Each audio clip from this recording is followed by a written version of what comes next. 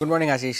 US के energy secretary है Chris right साहब, उन्होंने एक रॉन्ग चीज़ कर ली कल। पहले तो क्रिस राइट ने रॉन्ग चीज कर दी क्या? उन्होंने पहले तो ये ट्रूथ अपने एक्स के अकाउंट पे ये लिख दिया कि भाई यूएस के नौसेना ने स्ट्रेट ऑफ हॉर्मुज से एक तेल के जहाज़ को सेफली एस्कॉर्ट किया है। फिर पता चला कि ऐसा तो कुछ हुआ ही नहीं है, और इस बात की आधिकारिक तौर पर व्हाइट हाउस ने भी पुष्टि की कि भाई हमने तो ऐसा कुछ किया ही नहीं है। तो फिर उन्हें वो पोस्ट हटाना पड़ा, और उनके इस पोस्ट के बाद तेल में और ज़्यादा गिरावट आई थी। एक बार के लिए तो यूएस क्रूड जो है $80 के नीचे फिसल गया था, और फिर जब वो पोस्ट हटा दिया गया, व्हाइट हाउस ने जब कंफर्म किया, तब जाकर के प्राइसेस में दोबारा थोड़ा सा रिबाउंड देखने के लिए मिला। ट्रेडिंग करते हैं क्या? करते ही होंगे 100%, उस पर कोई तो और इस वजह से कल तेल में गिरावट आई। फिर पोस्ट आई, पोस्ट हटा दिया गया, और प्रेस कॉन्फ्रेंस में प्रेस सेक्रेटरी लेविट ने भी ये कहा कि राष्ट्रपति ट्रंप और बाकी सारे जो है इसको गौर से देख रहे हैं, और किसी भी तरह के सैंक्शंस को हटाने में कोई घोषणा नहीं की गई। और साथ ही साथ उन्होंने ये भी कहा कि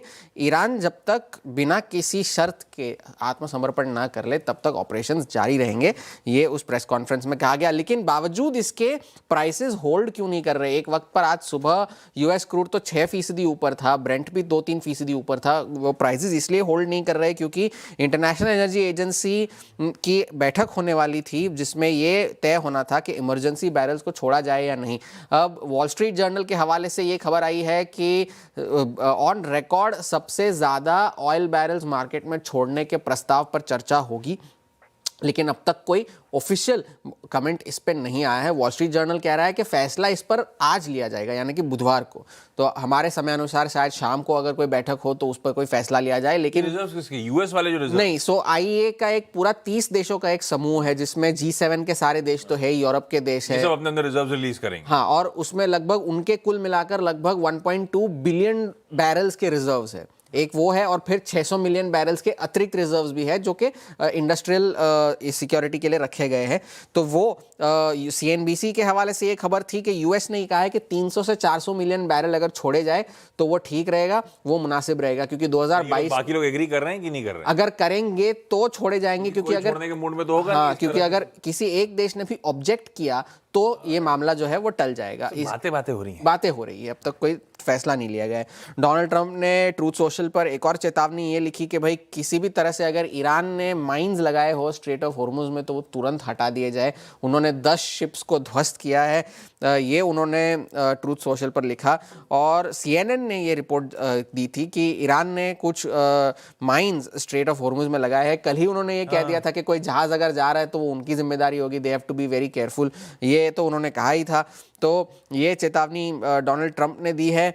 और सऊदी अरब ने भी एक ऑयल फील्ड पर आने वाले 2 ड्रोन्स को इंटरसेप्ट किया है। संयुक्त अरब अमीरात में रुवैस ऑयल रिफाइनरी है, ये ब्लूमबर्ग की खबर है, वहाँ पर इंडस्ट्रियल एरिया में ड्रोन स्ट्राइक की वजह से आग लग गई थी, जिस वजह से सतर्कता के तौर पर प्रिकॉशनरी मेजर की वजह से प्रोडक्शन जो है, उत्पादन जो है वो रोक दिया गया है। वो दुनिया की सबसे बड़ी ऑयल रिफाइनरीज में से एक है, रुवैस ऑयल रिफाइनरी, जो संयुक्त अरब अमीरात में है।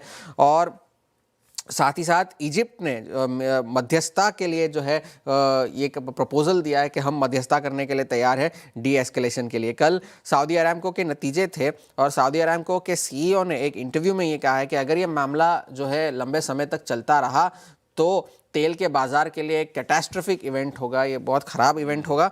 और काफ़ी सारी जो कैपेसिटी है उनकी, वो स्ट्रेट ऑफ हॉर्मुज को अवॉइड करके दूसरे इलाकों से भेजी जा रही है एक्सपोर्ट करने के लिए, मगर अभी भी हम पूरी क्षमता से कामकाज नहीं कर पा रहे हैं, ये उनके CEO ने कहा। सऊदी अरब ने तो पहले से ही 2.5 मिलियन बैरल प्रतिदिन की क्षमता, जो उत्पादन जो है अपना कम कर ही दिया है पहले से ही। तो उस वजह से बाजार में कल उतार चढ़ाव था। 800 पॉइंट की रेंज थी कल डाउ जोन्स में, सारे ज़ाहिर फ्लैट ही बंद हुए इवेंचुअली। एक बात अलग ये थी कि ऑरेकल के नतीजे आए बाजार बंद होने के बाद, नतीजे अच्छे थे, गाइडेंस अच्छी थी, इस वजह से स्टॉक जो है 10% चल गया।